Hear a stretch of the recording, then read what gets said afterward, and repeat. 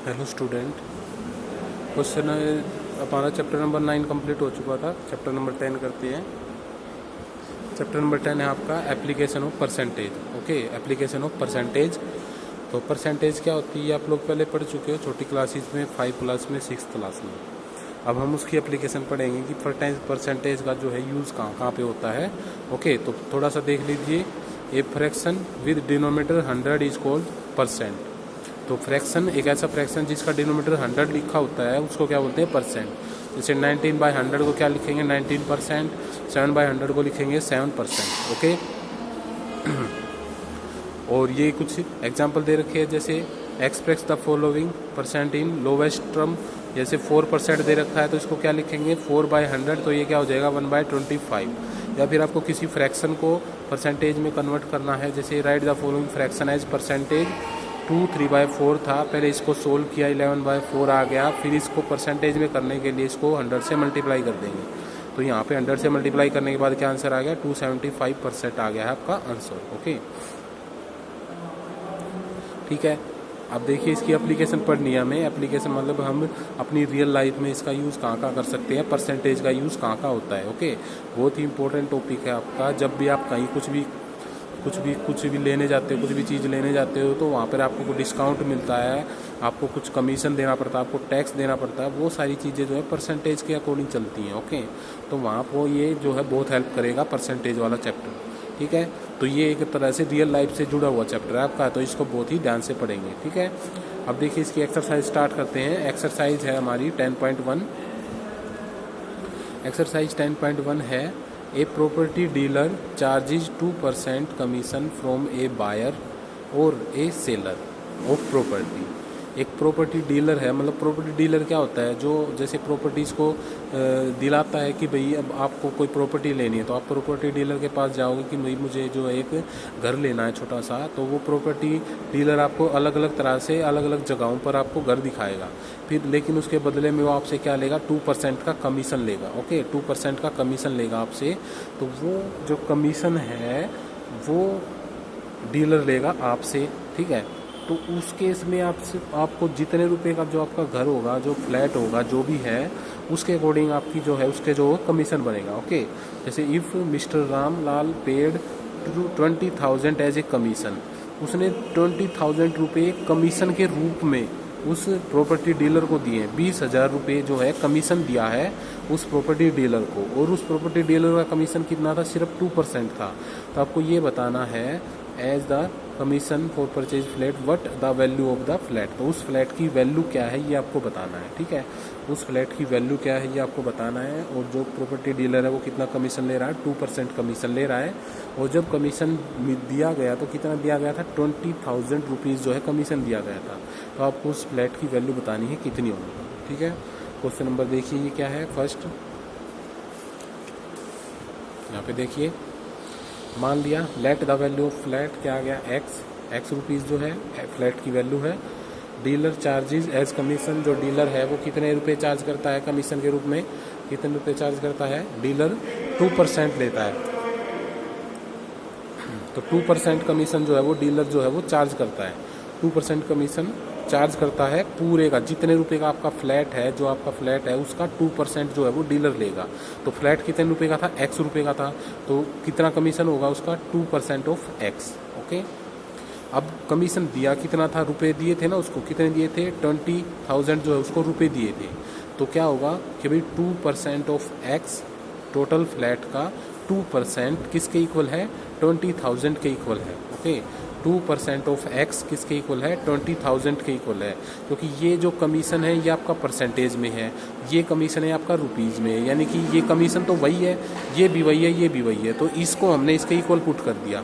तो 2% of x किसके equal है, 20,000 के। यहाँ से 2% ऑफ एक्स को कैसे सोल्व किया जाता है, 2 और एक्स की मल्टीप्लाई करेंगे। ठीक है, 2% ऑफ एक्स या फिर 2% ऑफ यहाँ पे कुछ भी आ जाए, यहाँ पे भी कुछ भी हो जाए, तो इन दोनों की मल्टीप्लाई की जाएगी, जैसे 2 और एक्स की है। और परसेंटेज हटाने के लिए क्या लिखेंगे, 100 से डिवाइड किया जाएगा। ओके, 100 से डिवाइड करेंगे, 2 × x डिवाइड बाई 100, यहाँ पे इक्वल टू 20,000, तो ये क्या आ गया 20,000। अब हमें एक्स की वैल्यू निकालनी है। एक्स की वैल्यू आप निकाल सकते हो, अभी तक बहुत सारे क्वेश्चन किए आपने ऐसे ऐसे जो आप एक्स की वैल्यू निकालोगे। क्या होंगे आपके क्वेश्चन, देखिए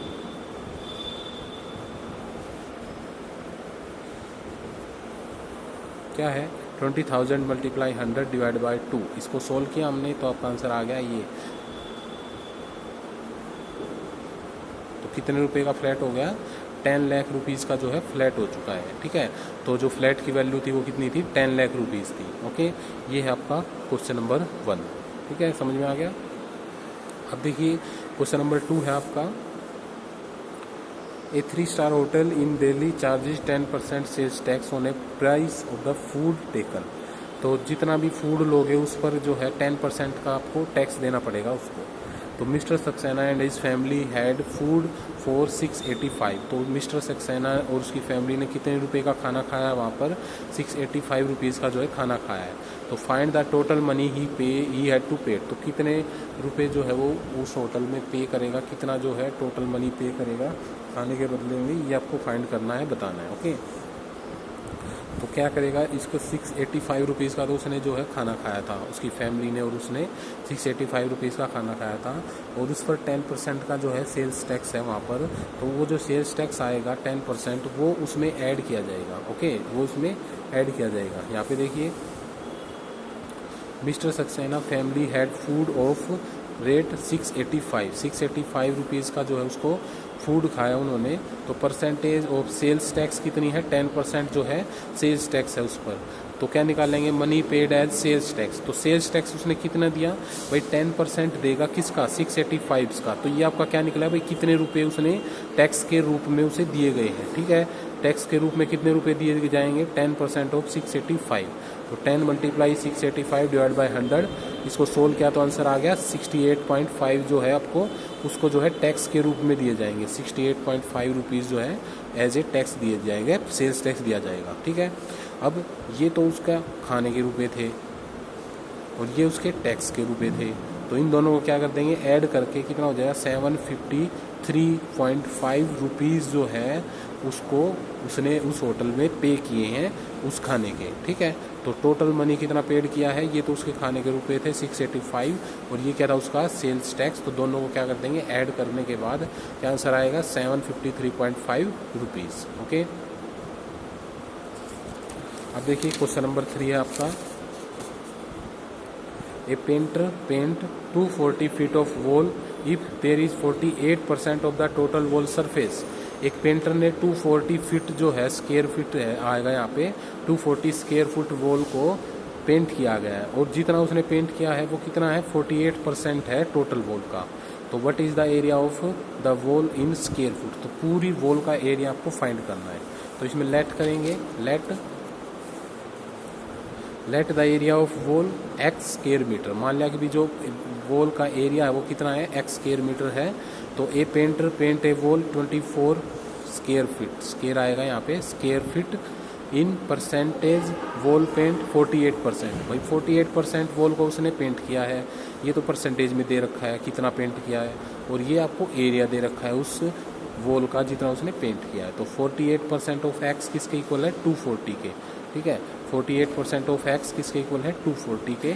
तो यहाँ पे ऐसे ही एक्स की वैल्यू निकालेंगे सोल्व करके, 48 multiply x divide by 100 equal to 240। X यहीं पे रहेगा, बाकी इन दोनों को उधर लेके जाएंगे। 240 मल्टीप्लाई 100 डिवाइड बाई 48, इसको सोल्व करेंगे, आंसर कितना आ जाएगा आपका, 500 स्क्वायर फुट जो है उस वॉल का एरिया आ जाएगा। कि भाई टोटल वॉल जो है उस टोटल वॉल का एरिया कितना है, 500 स्क्वायर फुट। ओके, तो ऐसे करना है ये क्वेश्चन। यहाँ पे ये जो दो चीज़ दे रखी है, ये 48% और ये 240, ये दोनों एक ही चीज़ है। ये जो है एरिया के रूप में दे रखा है और ये परसेंटेज के रूप में दे रखा है। तो 48% ऑफ एक्स यानी कि पूरी दीवार का 48% किसके इक्वल है, 240 स्क्वायर फीट के इक्वल है। तो इन दोनों को इक्वल पुट करके यहाँ से एक्स की वैल्यू निकाली गई है। ओके, अब देखिए question number 4, the salary of a person was increased by 15%। एक सैलरी, किसी पर्सन की जो सैलरी है वो कितनी इंक्रीज कर दी गई है, 15% इंक्रीज कर दी गई है। If his salary now, 50% increase करने के बाद जो उसकी सैलरी है वो कितनी है, 9936 रुपीज़ जो है उसकी इंक्रीज करने के बाद है। तो what was his initial salary, तो उसकी इनिशियल सैलरी कितनी होगी ये आपको फाइंड करना है, ठीक है। तो क्या मानेंगे, let the initial salary be x, मान लिया भाई उसकी इनिशियल सैलरी एक्स थी, हमें नहीं पता कितनी थी तो हमने एक्स मान लिया उसको, और कितनी इंक्रीज की गई है 15% जो है इंक्रीज की गई है, 15% इंक्रीज की गई है। तो इंक्रीज करने के बाद कितनी हो गई है उसकी 9936 रुपीज़ जो है इंक्रीज करने के बाद है। तो पहले ये थी एक्स, फिर उसमें जितनी इंक्रीज की गई है, कितनी इंक्रीज की थी 15% ऑफ एक्स जो है वो इंक्रीज कर दी गई थी। तो पहले वाली और इंक्रीज की गई है वो वाली, दोनों को ऐड करेंगे तो वो किसके इक्वल आएगी 9936 के इक्वल आएगी। ओके, ये पहले वाली सैलरी थी इनिशियल सैलरी, और ये इंक्रीज करने के बाद जो बनेगी वो है, और उन दोनों को ऐड करेंगे तो अब जो उसकी सैलरी है वो कितनी है 9936 है। ओके, यही तो होता है कि भाई देखो, जैसे आपके पास 10 रुपये हैं और आपने 2 रुपये और उसमें इंक्रीज कर दिए तो वो कितने हो जाएंगे 10 हो जाएंगे, 12 हो जाएंगे, ठीक है। तो 10 में हम 2 को क्या करेंगे ऐड करने के बाद 12 आएगा, ठीक है। तो इसमें भी तो वही हो रहा है, पहले जो उसकी सैलरी थी वो एक्स थी और उसमें इंक्रीज हो गया है 15%, तो वो 15% है, वो दोनों ऐड करने के बाद उसकी सैलरी कितनी हो गई थी 9936 रुपीज़ जो उसकी सैलरी हो गई थी इंक्रीज करने के बाद। तो क्या हो जाएगा x प्लस 15% ऑफ x क्या होता है 15 मल्टीप्लाई x बाई 100। ये जो वैल्यू है ये क्या आएगी, क्या बताया था मैंने 15 की और x की मल्टीप्लाई करेंगे और परसेंटेज हटाने के लिए डिवाइड में 100 करेंगे, ठीक है। तो इनको सोल्व करेंगे, एलसीएम लिया जाएगा 100 आ जाएगा या 100x plus 15x equal to 9936, add किया तो 115x बाई 100 और इक्वल टू 9936। x की वैल्यू निकाल लेंगे 9936 बाई 115 मल्टीप्लाई एक्स, ये उधर जाएंगे और सोल्व करने के बाद आंसर आ जाएगा आपका 38640।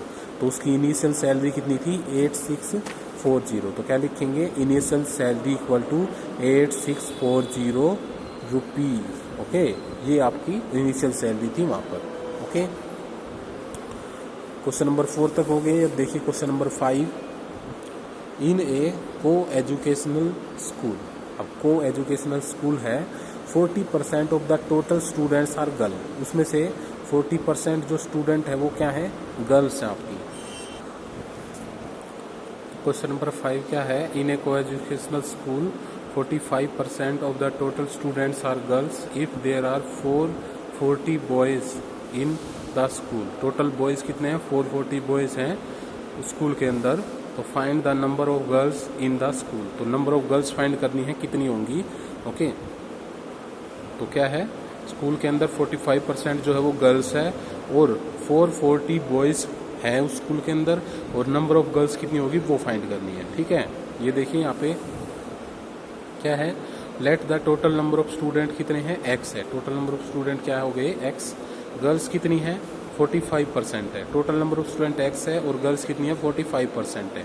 तो बॉयज़ कितने हो जाएंगे, देखो परसेंटेज हमेशा 100 में से होती है, 100 होती है हमेशा, ज़्यादा से ज़्यादा परसेंटेज कितनी होती है 100 होती है।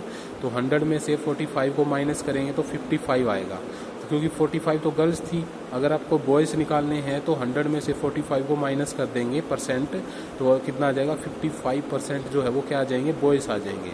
तो बॉयज़ कितने हैं 55% आपके पास बॉयज़ हैं, और टोटल नंबर ऑफ बॉयज़ कितने थे 440। ओके, पूरी क्लास के पूरे जो है क्लास के अंदर स्कूल के अंदर 45% गर्ल्स थी और 55% बॉयज़ थे, और बॉयज़ जो है काउंटिंग में कितने हैं 440 हैं। तो पूरे क्लास का 55% किसके इक्वल हो जाएगा 440 के इक्वल हो जाएगा, यानी कि 55% ऑफ एक्स इक्वल टू 440। यहाँ पे 55 और x की मल्टीप्लाई करके 100 से डिवाइड करेंगे तो आंसर इक्वल टू पुट करेंगे 440 के, यहाँ पे x की वैल्यू निकालेंगे 440 मल्टीप्लाई 100 डिवाइड बाय 55, ये कैंसिल किया है एक दूसरे से, तो आंसर कितना आ गया हमारा 800। तो 800 क्या आया है x आया है, और x क्या था टोटल नंबर ऑफ स्टूडेंट थे उस स्कूल के अंदर, टोटल नंबर ऑफ स्टूडेंट थे उस स्कूल के अंदर 800, और 800 में से 440 तो क्या थे बॉयज़ थे। तो गर्ल्स कैसे निकलेंगी, गर्ल्स कैसे निकलेंगी भाई, टोटल 800 थे उसमें से 440 जो है बॉयज़ हैं, तो 800 में से 440 माइनस कर देंगे तो 360 क्या आ जाएगा आपका नंबर ऑफ गर्ल्स आ जाएंगी उस स्कूल के अंदर। तो नंबर ऑफ गर्ल्स कितनी आ गई है उस स्कूल के अंदर 360 जो है गर्ल्स है उस स्कूल के अंदर। तो यही पूछा गया था कि भाई नंबर ऑफ गर्ल्स कितनी है, तो कितनी है 360 क्या है आपकी नंबर ऑफ गर्ल्स है। ओके, तो ये है आपका क्वेश्चन नंबर 5। तो आज आप लोग क्वेश्चन नंबर 5 तक कीजिए, बाकी के जो क्वेश्चन है वो हम कल करेंगे। Okay, thank you.